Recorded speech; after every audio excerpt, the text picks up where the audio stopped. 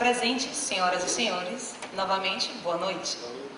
Daremos início à colação de grau da primeira turma de Gestão em Negócios Imobiliários na modalidade de ensino à distância da Unifax, Universidade de Salvador, convidando para compor a mesa o pró-reitor de graduação, professor Adriano Lima Barbosa Miranda.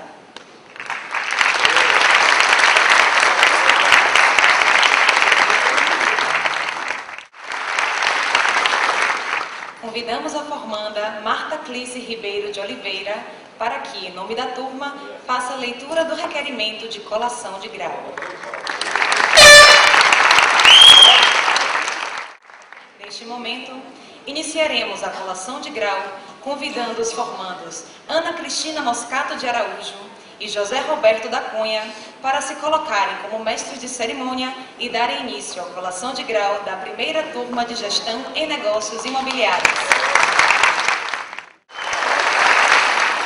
Convidamos o pró-reitor de graduação, professor Adriano Lima Barbosa Miranda, para que proceda ao encerramento da solenidade. Bem, mais uma vez eu quero manifestar a minha felicidade por estar aqui com vocês.